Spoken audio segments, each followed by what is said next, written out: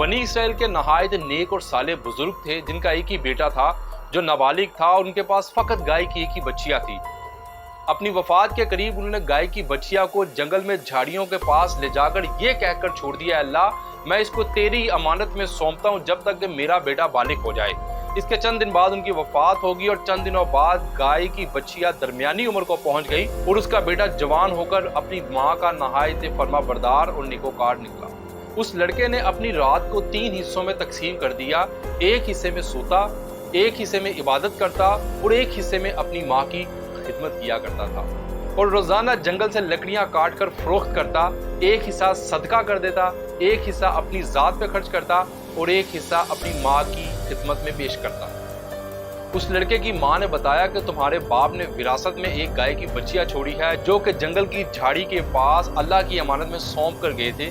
तुम ऐसा करो, जंगल जाकर ये दुआ मांगो, ए इब्राहीम, इस्माइल और इसहाक अलैहिमुस्सलाम के खुदा, मेरे बाप की सौंपी हुई अमानत मुझे वापस लौटा दे।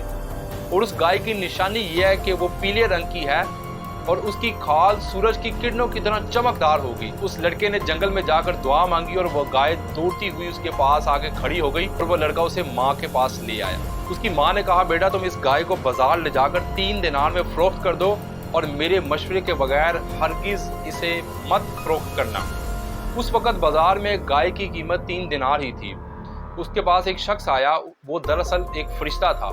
उसने कहा, मैं तुम्हें इस गाय की कीमत 3 दिनार से ज्यादा दूंगा अगर तुम इसे माँ से मशवरा किए बगैर मुझे बेच दो। लड़के ने कहा, मैं माँ से मशवरा किए बगैर हरगिज इसे नहीं बेचूंगा। लिहाजा वो माँ के पास आया, उसने सारा वाकया अपनी माँ को सुनाया। उसकी माँ ने कहा, हो सकता है वो कोई फरिश्ता हो। ऐ मेरे बेटे, जाके उससे मशवरा करो कि क्या मैं इस गाय को अभी फरोख्त कर दूं कि ना करूं। चनाचा उस लड़के ने जाके उस शख्स से मशवरा किया। उसने कहा, तो तुम इसे अभी हरगिज मत बेचो। चंद दिनों बाद इस गाय को खरीदने के लिए मूसा अलैहिस्सलाम के लोग आएंगे तो तुम इसके चमड़े में सोना भरकर इसकी कीमत तलब करना और वो तुम्हें देंगे। चंद ही दिनों बाद बनी इसराइल के एक मालदार आदमी आमील को कत्ल कर दिया गया। दर हकीकत उसके चचा के बेटों ने उसको कत्ल किया और उसकी लाश को वीराने में जाकर फेंक दिया। सुबह कातिल की तलाश शुरू की गई लेकिन कातिल ना मिल सका। तो चंद लोग मूसा कलीमुल्लाह के पास इकट्ठे होकर आए, उनको सारा माजरा बताया। हजरत मूसा अलैहिस्सलाम ने कहा, तुम लोग एक गाय को ज़िबा करो, उसकी हड्डी उस लाश को मारो, वो जिंदा होकर तुम्हें बता देगी कि मेरे कातिल कौन है। उन्होंने गाय को कुरेदना शुरू कर दिया, उसका रंग कैसा हो, उसका साइज कैसा हो, वो किस तरह की दिखती हो, तरह तरह के सवालात मूसा अलैहिस्सलाम से पूछना शुरू कर दिए और मूसा अलैहिस्सलाम से बहस करते रहे।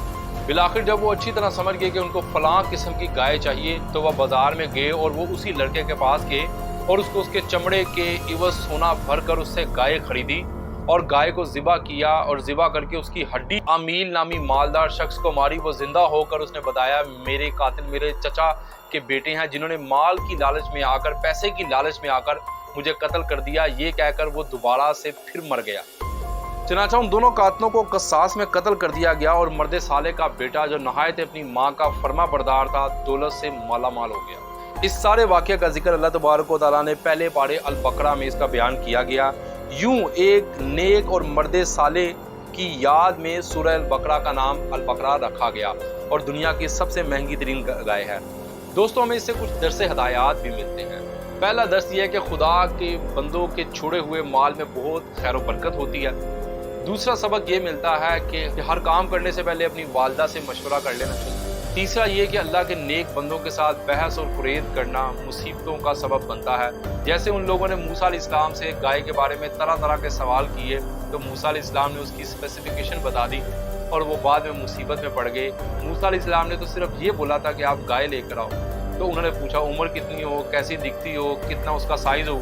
जब आप तरह तरह के सवालात करते हैं तो सवालात करने से भी इंसान, अल्लाह के नेक बंदों से जब सवालात करते हैं तो इंसान मुसीबतों का सामना करता है। गुफ्तगू के दौरान अगर मुझसे कोई गलती होगी, मैं अल्लाह की बारगाह में तौबा करता हूँ। अपना बहुत सारा ख्याल रखें। अस्सलाम वालेकुम।